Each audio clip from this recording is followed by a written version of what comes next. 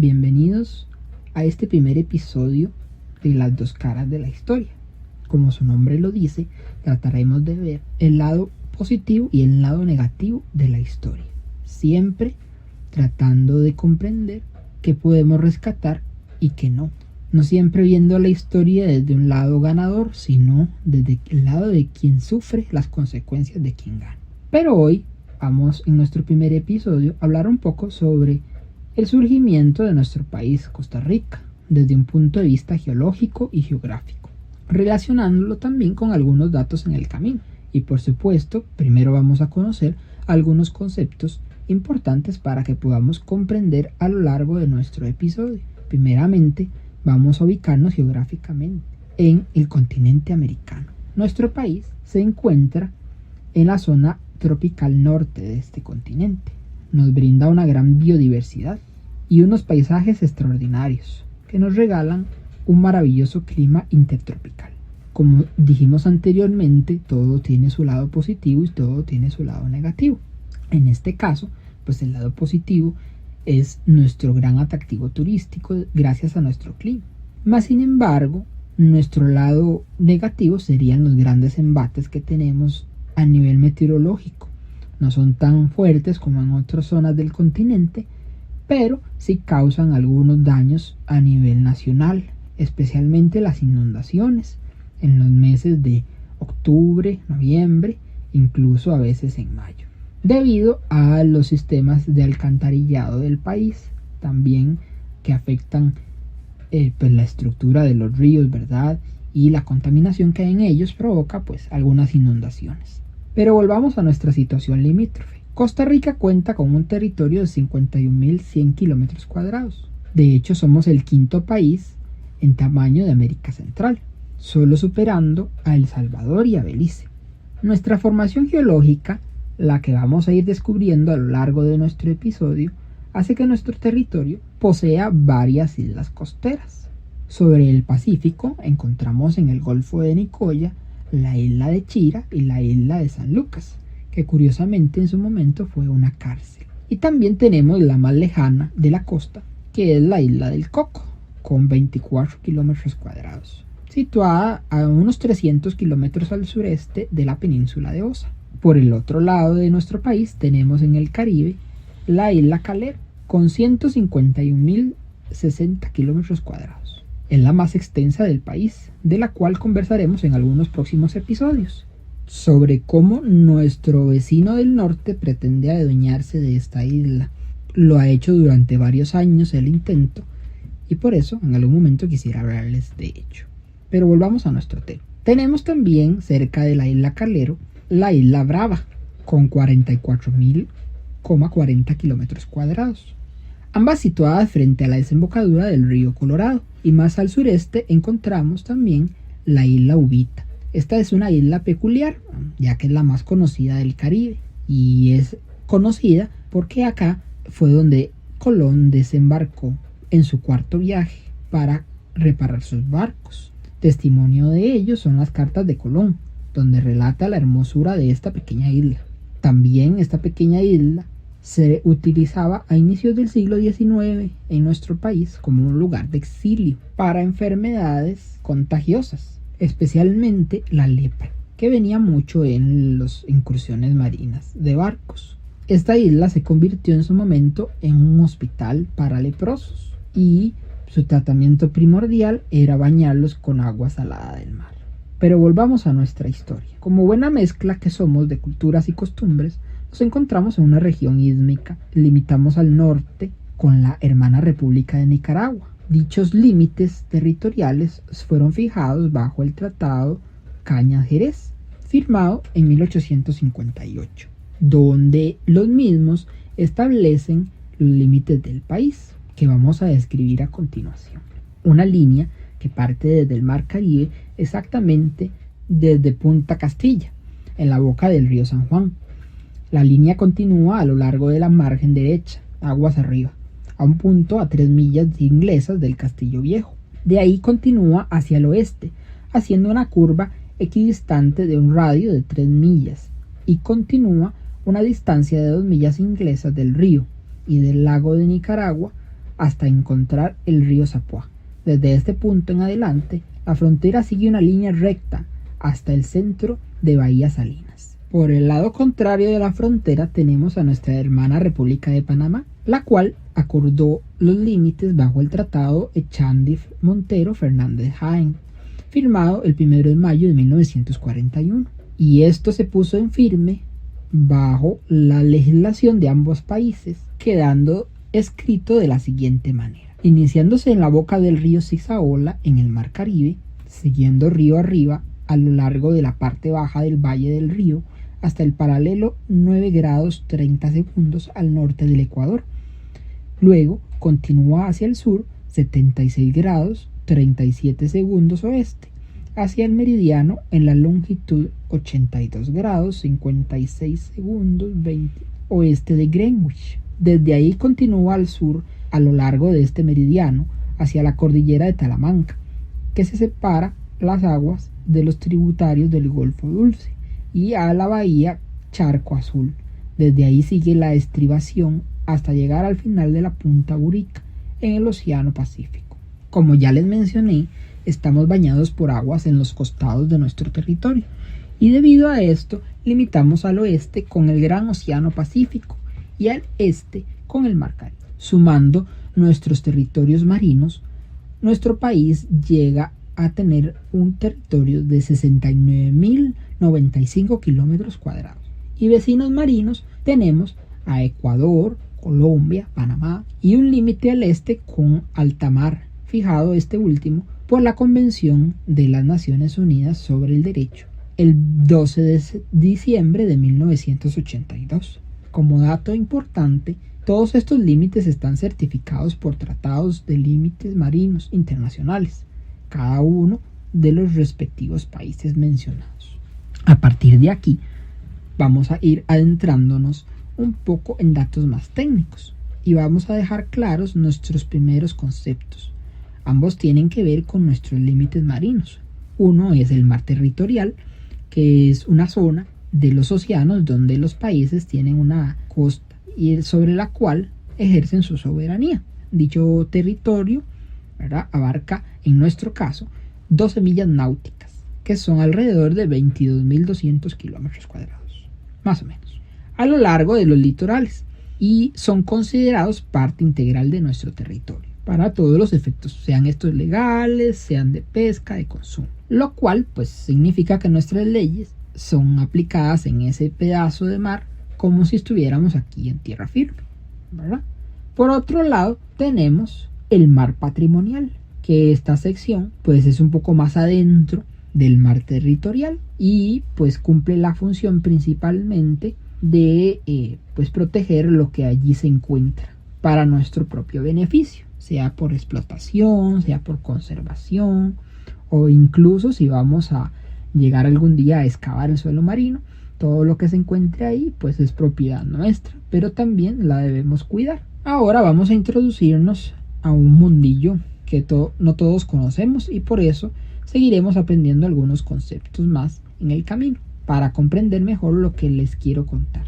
Y aquí tenemos nuestro principal concepto, del cual hablaremos mucho en este episodio, y es el de geología. Esta es una disciplina o ciencia que estudia la forma de nuestro planeta, desde el interior y el exterior, y se encarga de conocer los materiales con los que está hecho, cuántos tienen y qué cambios han sufrido desde su origen hasta el momento en que nos encontramos, o si algún material es encontrado en algún punto específico. Ahora que tenemos claro qué es la geología, podemos comenzar a escudriñar de dónde viene el origen geológico de nuestro país. Y para ello vamos a contestarnos una pregunta muy peculiar. ¿Por qué se dice que Costa Rica surgió del fondo del mar? Bueno, en principio nuestro país tiene una edad geológica aproximada de 150 millones de años. Y entonces apenas éramos un canal interoceánico. Y aquí viene nuestro otro concepto importante. El canal interoceánico es un espacio considerable entre dos masas terrestres, en donde hay una masa de agua que lo atraviesa y, como su nombre lo dice, comunica en este caso el Océano Pacífico con el Atlántico. En el fondo de este canal existía una inmensa actividad volcánica submarina que provocó el surgimiento de nuestro país desde el fondo del mar. Y por eso es que decimos que Costa Rica viene desde las profundidades. Para ir adentrándonos un poquito en el tema, vamos a ver otro concepto, que es el vulcanismo. Este es un conjunto de sucesos geológicos relacionados a los volcanes, que consiste en la salida desde el interior de la Tierra hacia el exterior de rocas fundidas o magma, que a la vez hacen emisiones de gases a la atmósfera. También existen otros factores que ayudaron a formar nuestro país, y es ahí donde entra la palabra muy temida para quienes vivimos en Costa Rica y que conocemos muy bien nosotros: un sismo. ¿Y qué es un sismo? Pues viene de la palabra tectonismo. Este es un fenómeno que se relaciona con el movimiento de las placas tectónicas presentes en la litosfera terrestre, o sea, en la capa exterior de la Tierra. El movimiento de las placas tectónicas puede ocurrir de tres formas: convergente, choques de placas; divergente, espaciamiento de placas; y transformantes, cuando una placa se desliza sobre otra. El tectonismo es producido por fuerzas del interior de la Tierra y contribuye a la formación del relieve, y su comportamiento puede provocar diversos choques sísmicos, por ejemplo, terremotos o maremotos.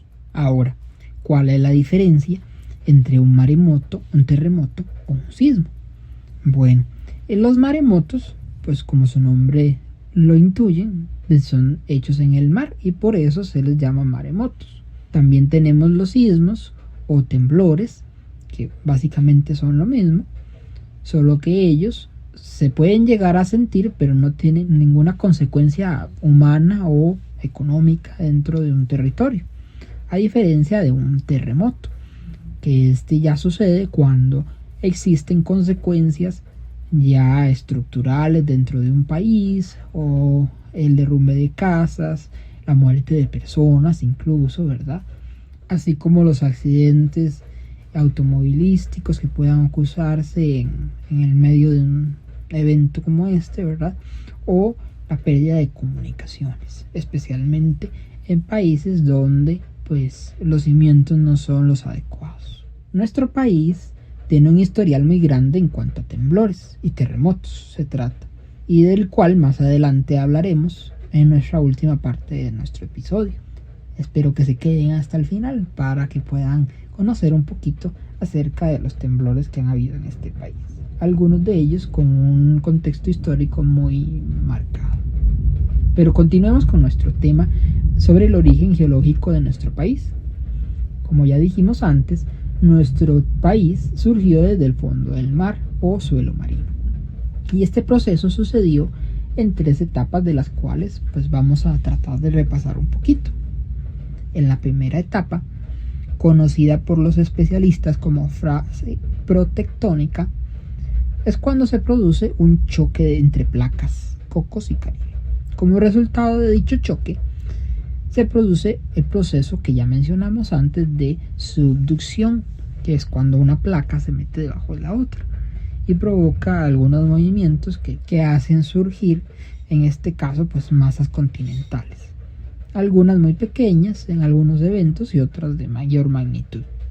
En nuestro caso, pues este choque forma un grupo de islas, a las cuales vamos a llamar arco insular externo o del Pacífico, compuesto por lo que conocemos hoy como las penínsulas de Santa Elena, Nicoya y Osa. Algunas de estas islas se fueron uniendo después debido a la actividad volcánica y erosiva. Aquí se ubican los cerros más antiguos del país, como los cerros de Herradura. Podemos asumir entonces que primeramente nuestro país se encontraba básicamente en la inexistencia. Era un simple canal, como ya mencionamos antes, ¿verdad? Podemos imaginarnos un hueco ahí, ¿verdad?, entre Nicaragua y Panamá, y había una masa de agua ahí simplemente. Pero gracias a esta primera fase surge un pequeño, digamos, camino terrestre, digamos, ¿verdad?, en el cual pues van surgiendo esta determinada cantidad de islas, ¿verdad?, como primera fase de pues, nuestra formación. Para continuar con nuestra segunda fase o etapa, vamos a seguir con el mismo problema, nuevos choques. Estos choques van a ir haciendo que ya lo que existe en nuestro arco insular externo vaya ampliándose y vaya creando algunas montañas, proceso al cual llamaremos orogénesis. Las primeras formas que fueron surgiendo fueron la cordillera de Talamanca, y más adelante algunos movimientos igualmente tectónicos fueron levantando las cordilleras volcánica central de Guanacaste y la de Tilarán. A todo este conjunto de territorios le llamamos arco insular interno, y a partir de aquí deja de existir el canal interoceánico. Aquella masa de agua que nosotros pensábamos que era como una especie de estrecho de paso, ¿verdad? Pues ya ahora deja de existir, puesto que hay masas continentales dentro del territorio que ahora conocemos como Costa Rica, pero que seguía en su proceso de formación. Dentro de esta misma fase, la actividad volcánica se intensifica, y como resultado de esto, algunas montañas se van separando poco a poco y van dando origen a las depresiones, de donde nacen el Valle Central, el Valle del General Cotobruz, y también, debido a dicha intensidad, se forma la fila brunqueña. Esto es como una especie de cordón de montañas que va al borde de la costa del Pacífico, casi que la atraviesa por completo. Y dicha costa finaliza en la península de Urica. Hoy día estos sitios se modificaron debido a la erosión y a la acumulación de sedimentos. Pero para ir cerrando nuestras fases de formación, tenemos la tercera y última, conocida como postorogénica. Aquí continúa la actividad volcánica, que va a terminar de formar las cordilleras junto a la acción de elementos como el agua y el viento, que produjeron el arrastre de materiales desde las partes más altas. Los mismos terminarán junto con los temblores de formar nuestras llanuras y costas. Y es por eso que nuestros territorios son bastante fructíferos en cuanto a los cultivos, por dichas sedimentaciones. Dentro de las formaciones que hemos tratado de comprender hasta el momento, encontramos el gran tesoro que nos regaló la formación geológica de nuestro país, las montañas. Estas son elevaciones originadas por fuerzas endógenas, o sea, tectónicas y volcánicas, modeladas y divididas posteriormente por fuerzas exógenas: erosión provocada por el viento, lluvia, animales, plantas, ríos, torrentes, mares, seres humanos, entre otras cosas. Dichas montañas se agrupan en el eje montañoso central y el eje montañoso secundario. Para que comprendamos mejor el eje central, vamos a hacernos a la idea de que es como la columna vertebral de nuestro país, solo que es un poquito inclinada. Dicha columna atraviesa el país de noroeste a sureste y tiene montañas más altas y terrenos quebrados con algunas pendientes. Este eje se compone de 4 secciones o tramos, conocidos como cordilleras. Tenemos la cordillera volcánica de Guanacaste, la cual está conformada por volcanes como el Orosi con 1487 metros, el Rincón de la Vieja con 1806 metros, su mayor elevación, que es el Miravalles, con 2028 metros, el Tenorio con 1916 metros y el Arenal con 1638 metros, el cual termina de cerrar nuestra cordillera volcánica de Guanacaste. Dentro de la cordillera volcánica de Guanacaste podemos encontrar algunas actividades económicas, por ejemplo, la agricultura y la ganadería, principalmente al norte, y tenemos en el volcán Miravalles una investigación y extracción de energía geotérmica, que es la energía que producen los volcanes, ¿verdad? Y se aprovecha en este país para generar corriente eléctrica y otro tipo de mecanismos, ¿verdad? También el volcán Arenal se utiliza o se le saca provecho, digamos, en lo que es el turismo, ¿verdad? Las visitas al volcán. Dentro del volcán existe una laguna, la cual pues brinda algunos beneficios comerciales en el ámbito turístico, ¿verdad? Y es de un gran atractivo. Por otro lado, tenemos la cordillera de Tilarán, la cual curiosamente carece de volcanes, al menos activos. Su esencia son los cerros de Avangares, Miramar y los montes del Aguacate. La misma se extiende desde la laguna del volcán Arenal, que ya les mencionaba, hasta los montes del Aguacate. En esta zona se aprovecha para la generación de energía eólica. Al contrario que en la otra cordillera, acá generamos energía por medio del viento y no de los volcanes, en las planicies que existen dentro de la cordillera, debido a dichos cerros. Acá también se desarrolla la agricultura y la ganadería. Como dato curioso, durante el siglo XIX, este lugar fue de gran importancia, debido a la cantidad de oro que existía en las minas de la zona. Especialmente el oro se extrajo y con él se fabricaron las primeras monedas que se llevaron a acuñar, como se observa en el Museo del Minero Costarricense, que se encuentra en la misma ciudad de Avangares, donde pueden conocer un poco más sobre la historia de la minería en Costa Rica, al menos para esa época. Siguiendo por el camino, encontramos la cordillera volcánica central. Esta va desde los cerros de Platanar y Zarcero y finaliza en el volcán Turrialba. Acá podemos encontrar los principales volcanes de nuestro país, como lo son el Poás, el cual se encuentra activo con una altura de 2.704 metros, el volcán Irazú, que igualmente se encuentra activo con 3.432 metros, y el Turrialba, que también está activo con 3.328 metros. Además tenemos un volcán que ya se encuentra en estado inactivo, que es el Barba, con una dimensión de 2.906 metros. Entre ellos, los que hemos presentado con mayor actividad volcánica han sido el Poás y el Irazú. Los mismos también constituyen las mayores alturas de esta cordillera. En esta cordillera encontramos varios pasos que han sido muy importantes para la formación de nuestras carreteras. Por ejemplo, en el paso del Tapesco se utilizó para hacer la carretera hacia San Carlos. El paso del Desengaño entre el volcán Poás y el Barba permitió también la carretera hacia Sarapiquí. Y el paso de La Palma entre el volcán Barba y el Irazú permitió la entrada de los vientos alisios del Caribe, que son los que traen las lluvias al Valle Central. Este paso también a su vez permitió la construcción de la carretera a Guápiles, con su característico túnel del Surquí. Y decimos que característico por el hecho de que es uno de los túneles más largos que tenemos en el territorio nacional, que atraviesa una montaña para poder acortar pues los caminos de carretera.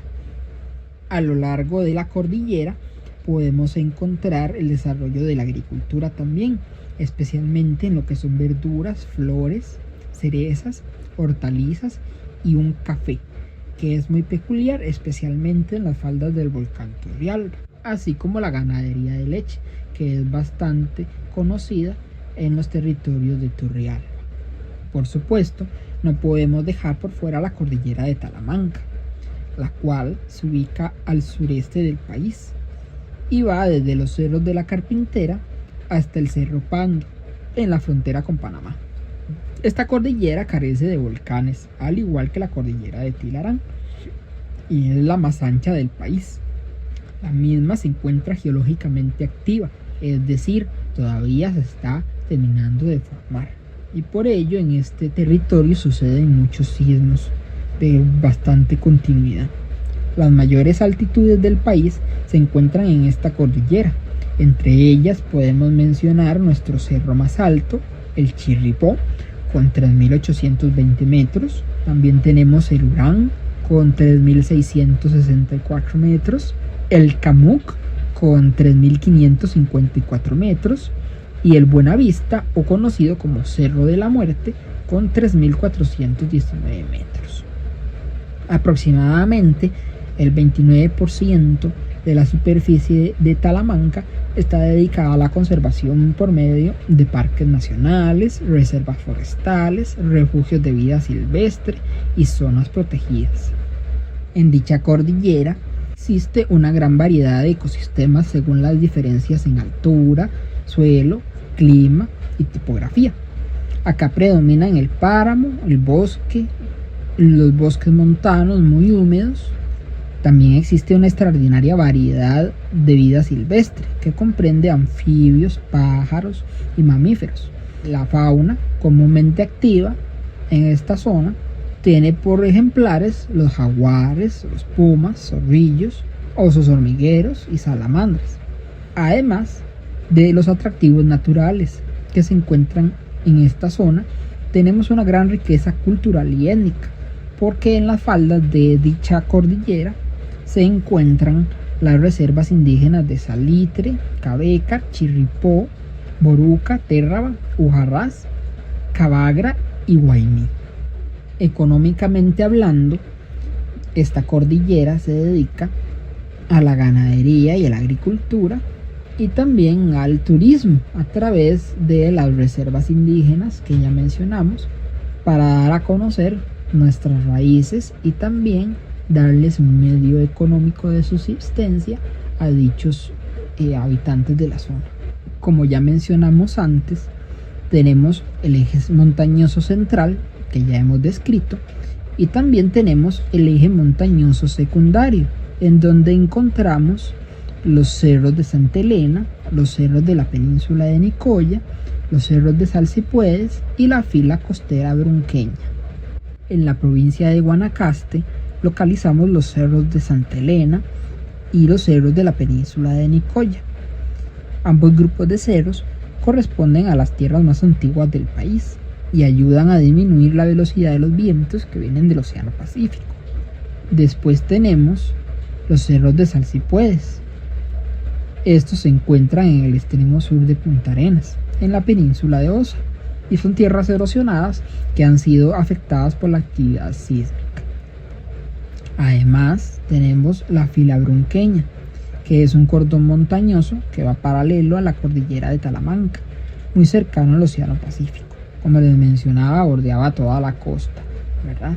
Es una zona muy rica en piedra caliza y es muy útil para la elaboración de cemento, como una de las actividades más importantes de la zona.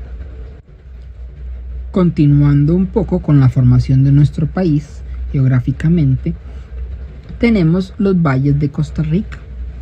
Estas son formas de relieve ubicadas entre algunas secciones de las montañas y son conocidas también con el nombre de depresiones tectónicas, ya que están formadas por hundimientos de la corteza terrestre, generalmente situados en medio de fallas tectónicas, como de grietas, por decirlo de alguna forma. En nuestro territorio encontramos varios valles, sin embargo los más importantes son el Valle del Tempisque, el Valle Central y el Valle del General Cotobruz. En el Valle del Tempisque podemos encontrar una región agrícola y ganadera que se encarga de explotar los cultivos como la caña de azúcar, el arroz, los frijoles y el maíz. También acá se producen grandes cantidades de frutas como la sandía y el melón. Cuenta con buenas carreteras y caminos de penetración. Además tiene varios poblados, siendo el principal la ciudad de Filadelfia. Por otro lado tenemos el Valle Central, que es donde vive la mayor parte de la población de nuestro país. Debido a su clima tan favorable, es desde la época colonial el centro político, comercial e industrial del país. Por esta razón, aquí está centrada la mayor parte de la población costarricense y encontramos también acá las mejores vías de comunicación, tanto terrestres como aéreas, y los mejores centros de estudio. El Valle Central está dividido en secciones por los cerros de Ochomogo y de la Carpintera, la parte occidental y la parte oriental. En la parte occidental encontramos ciudades importantes como San José, que es la capital de nuestro país, Alajuela y Heredia.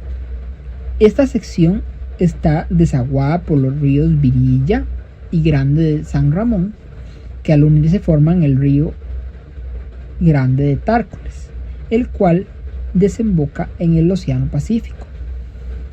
En la sección oriental encontramos la ciudad de Cartago, que fue la primera capital de nuestro país desde la época colonial.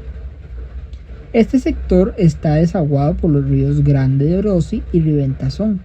Ambos desembocan en el Mar Caribe con el nombre de río Parismina. El Valle Central, con todos sus adelantos y gran cantidad de actividades industriales, agrícolas y ganaderas, presenta problemas de contaminación, vivienda y delincuencia. Este último punto asentado en los últimos años. También tenemos, como ya mencionamos, el Valle del General, el cual se localiza en la parte sur del país, entre la cordillera de Talamanca y la fila brunqueña. Este valle está rodeado por dos ríos principales, el río del General y el Cotobruz, que al unirse dan origen al río Grande de Terra. Este va a desembocar en el Océano Pacífico. En esta región netamente agrícola y ganadera, sus principales productos son la caña de azúcar, la piña, el maíz, el arroz y la palma aceitera. Estos productos han provocado gran contaminación en la zona sur del país, especialmente la piña y el cultivo de la palma aceitera, debido a su formación de cultivo extensivo, lo que conocemos como monocultivo, y que el cual, para que pueda abarcar grandes territorios, se utilizan fertilizantes y químicos para poder magnificar su consumo, y su consumo especialmente durante la mayor parte del año. Es por ello que estas zonas se han visto muy afectadas por dicha contaminación. La principal vía de comunicación es la carretera interamericana. Dentro de esta carretera podemos encontrar las ciudades de San Isidro del General, Palmar, Buenos Aires, San Vito y Cotobruz. Dentro de nuestro relieve tenemos también lo que son las llanuras. Estas son tierras bajas y más o menos planas que van desde el nivel del mar hasta los 600 metros de altura, y estas se han formado por la acumulación de materiales lanzados por los volcanes, como ya hemos ido hablando a lo largo del episodio, así como la erosión de las montañas y otros materiales que han sido depositados por la crecida de los ríos o transportados por el mar.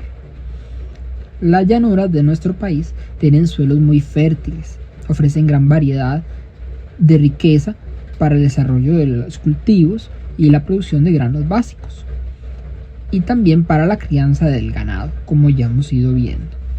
Además, también generan grandes fuentes de recursos económicos para el país. Dentro de las llanuras tenemos tres áreas: las llanuras del norte, las llanuras del Caribe y las llanuras del Pacífico.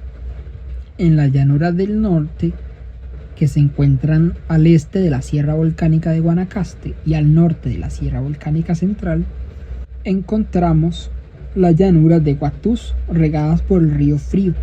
Dentro de sus principales poblaciones tenemos a Upala y a los Chiles. También encontramos varios poblados indígenas como el Sol, Margarita, Tongibe, de indios guatusos y malecos. Bajando hacia el sur tenemos las llanuras de San Carlos y Sarapiquí, las cuales son atravesadas por dos ríos que llevan sus propios nombres. Más al suroeste tenemos las llanuras del Caribe. Estas se extienden desde el río San Juan hasta la frontera con Panamá, abarcando toda la costa de nuestro país. Las llanuras del Caribe son planas y bajas, razón por la cual los ríos que las recorren se desbordan con facilidad, provocando grandes inundaciones y grandes daños en los cultivos. Dentro de esta zona podemos encontrar coco, caña de azúcar, palma africana, banano, tubérculos, y también se desarrolla la ganadería. Las llanuras que forman este grupo son Tortuguero, Santa Clara, Matina y Zigzaola. Esta última sirve como frontera entre Costa Rica y Panamá. Para completar el círculo tenemos las llanuras del Pacífico. Estas están cerca de dicho océano y son muy angostas y pequeñas, debido a que el sistema montañoso se encuentra muy cerca de la costa.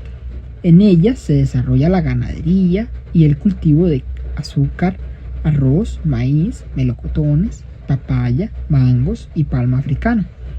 Estas llanuras son de clima caliente y seco en la región de Guanacaste y húmedo y caliente en toda la parte sur. Poseen excelentes vías de comunicación y han experimentado un desarrollo industrial con la central azucarera del Tempisque y la fábrica de cemento del Colorado. Además, poseen una gran actividad turística. Dentro de sus principales cordilleras tenemos la del Tempisque, Tárcoles, Parrita y la llanura de Térraba, regada por el río Grande de Térraba, llamada en lengua indígena Diquís, que significa agua grande. No en vano es el río más largo y caudaloso del país. Sus principales ciudades son Palmar Norte, Palmar Sur y Puerto Cortés. También tenemos las llanuras del Coto Colorado, en las cuales encontramos el depósito libre de Colfito, lugar conocido en nuestro país para el comercio de electrodomésticos, tiendas comestibles a un costo menor que en el centro del país.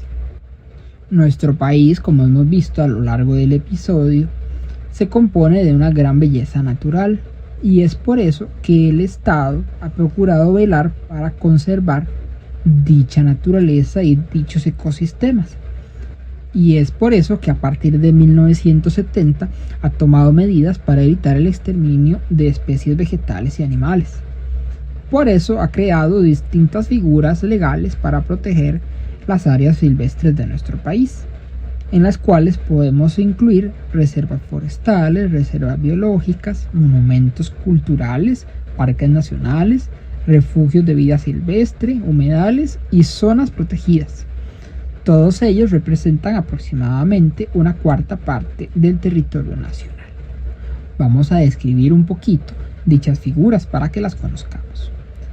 Las reservas forestales son zonas aptas para explotar en forma controlada algunas especies maderables. Estas se mantienen en constante reforestación para la conservación del bosque. También tenemos las reservas biológicas. Estas áreas no han sido alteradas por el hombre y se utilizan para conservar la flora y la fauna. La entrada a ellas es muy restringida y se utiliza para garantizar la protección de las especies que ahí se protegen. Por ejemplo, tenemos la isla del Caño, Hitori Serere, Carara y Cabo Blanco. También tenemos los monumentos nacionales. Esta es una figura un poco diferente. Perpetúa hechos históricos y conserva muestras de nuestro pasado remoto. Entre los monumentos culturales podemos mencionar el Parque Nacional Santa Rosa, que fue escenario de nuestra campaña de 1856-57, y el Monumento Nacional Guayabo, que contiene restos de la población indígena de nuestro país, en donde se pueden encontrar diversidad de estructuras que cuentan un poco la historia de los mismos. También tenemos los parques nacionales. En estos se conservan especies de plantas y animales en peligro de extinción. Por ejemplo, tenemos el Parque Nacional Marino Las Baulas, donde se desovan las tortugas baula, el Parque Nacional Manuel Antonio, donde se protegen muchas especies de animales y vegetales, y es muy visitado por los turistas debido a sus hermosas playas. También tenemos los refugios de vida silvestre, debido a lo exclusivo de las especies que se encuentran acá. Son áreas que requieren de mucho cuidado para asegurar la reproducción de las mismas. Estos lugares son utilizados por los científicos para realizar investigaciones para el bien de la humanidad y así poder conservar diferentes especies de vida silvestre. Por otro lado tenemos los humedales. Estos son medios acuáticos como los manglares, los pantanos y los arrecifes, donde viven diferentes especies de plantas y animales. Por ejemplo, tenemos el humedal de San Vito, donde encontramos nutrias de gran variedad de peces y aves como los pinches y el martín pescador. Por último, tenemos las zonas protectoras. Estas están formadas por bosques y son aptas para la reproducción forestal. Aquí se preservan los suelos y el caudal de los ríos. Todas estas figuras legales son de vital importancia para sostener en nuestro país la conservación y preservación de las diferentes especies de animales y plantas. Por ello es importante conocerlas y divulgarlas para su preservación y conservación. Y esto ayuda al país a generar nuevas divisas en cuestión de turismo y de conservación del ambiente, ya que el mundo pues va girando en torno a políticas ambientales verdes, ¿verdad? Y eso pues nos mantiene al día en cuanto a la protección del ecosistema terrestre. Para ir cerrando nuestro episodio, lo prometido es deuda.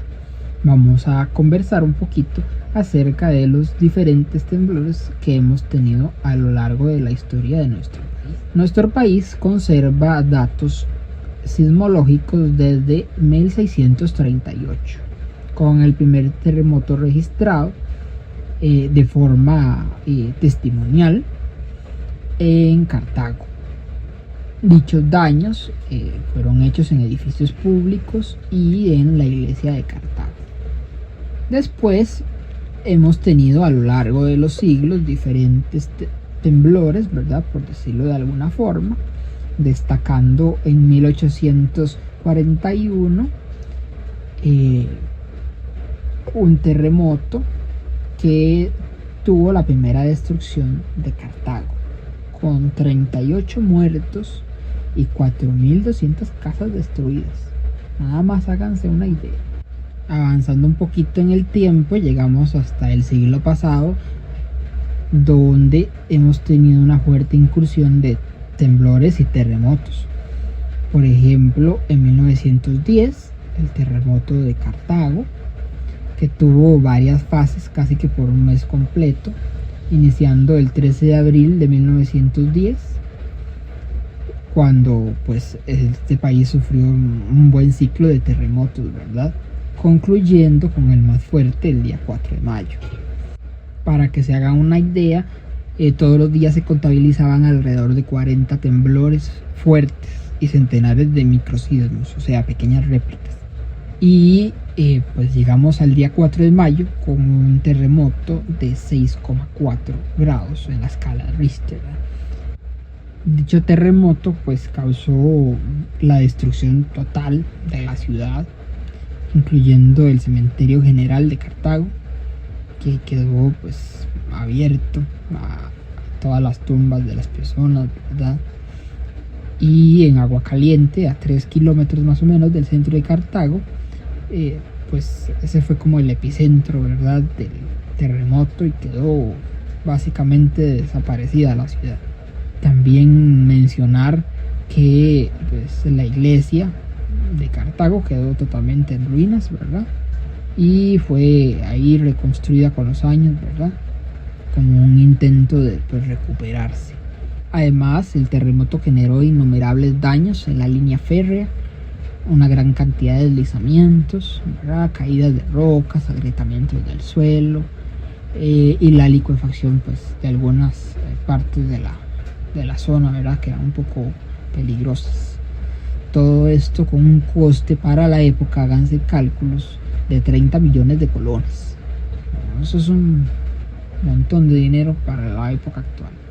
Por ser la segunda vez que la ciudad de Cartago pues era destruida, cuenta la historia, ¿verdad?, que el gobierno, a cargo del presidente Cleto González Víquez, propone la implementación de un nuevo código sísmico de construcción para así evitar pues situaciones futuras como esta. Entre algunas de las medidas tomadas están la eliminación de la construcción de casas y edificios con materiales como adobe y bareque, y también se inicia un nuevo proyecto de técnicas de construcción en Costa Rica para conocer las casas que tenemos pues hoy día, ¿verdad? Avanzando en el siglo, llegamos hasta 1991.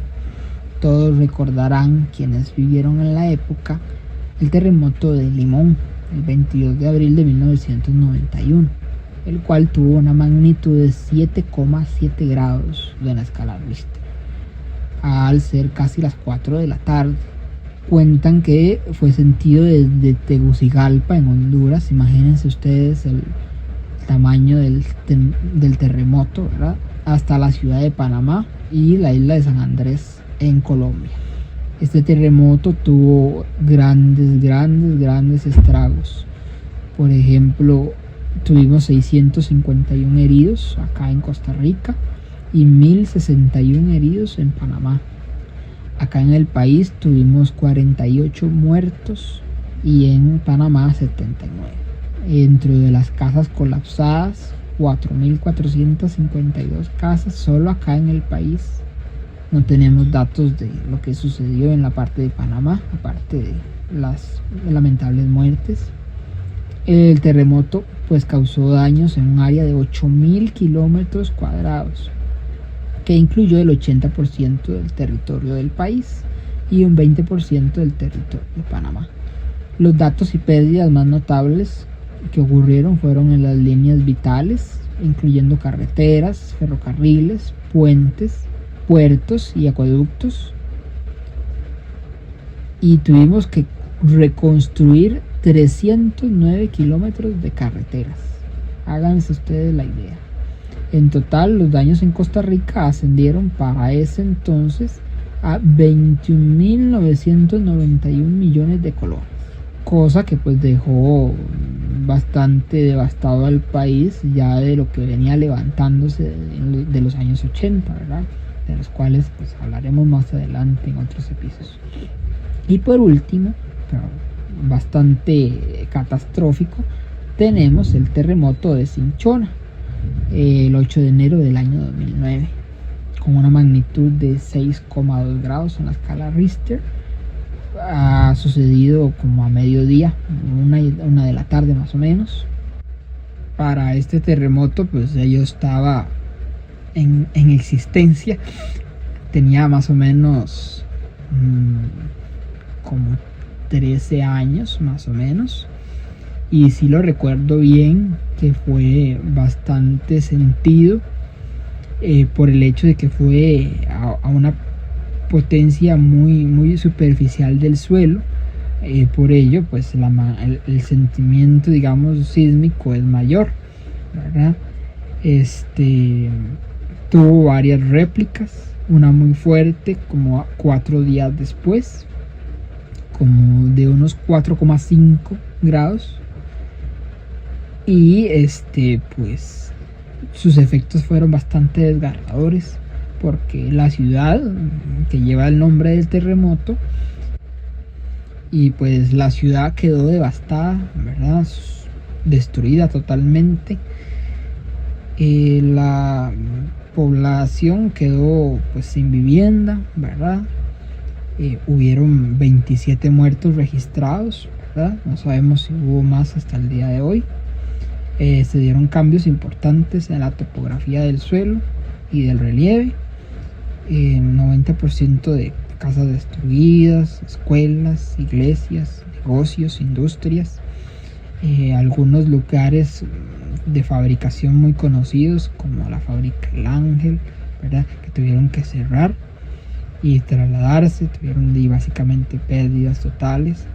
El pueblo, el gobierno logró habilitarlo en otra sección, pero costó mucho tiempo, ¿verdad?, para que las personas pudieran volver a obtener su vivienda y tener un lugar digno donde pues vivir, ya que el poblado original de Cinchona pues quedó inhabitable debido a los cambios geológicos que hubieron dentro del territorio, ¿verdad?, los hundimientos y las fallas que quedaron ahí permanentes.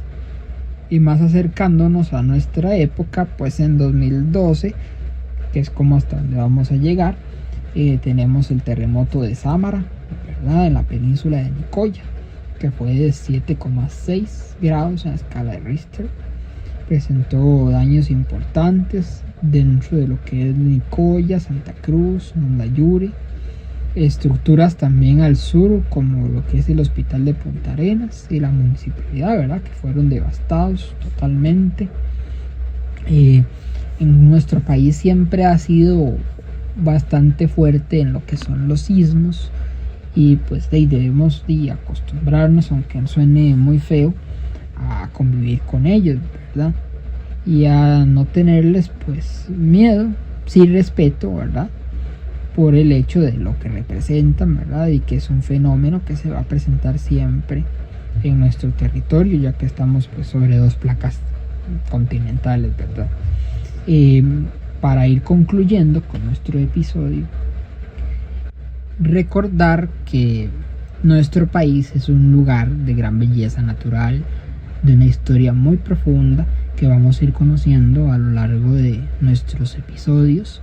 Espero que se hayan divertido o que por lo menos les haya servido de conocimiento, ¿verdad? Que es el fin de nuestro podcast. Invitarlos a que nos sigan en las redes como @las2caras_de_la_historia para que ahí puedan encontrar algunos contenidos adicionales que iremos publicando a lo largo del camino entre un episodio y el otro. Además, para que estén enterados pues de los nuevos episodios cuando salgan. Y también, si les gustó el episodio, invitarlos a que lo compartan con todos sus allegados, compañeros, amigos, para que puedan ir conociendo más a profundidad la historia de nuestro país.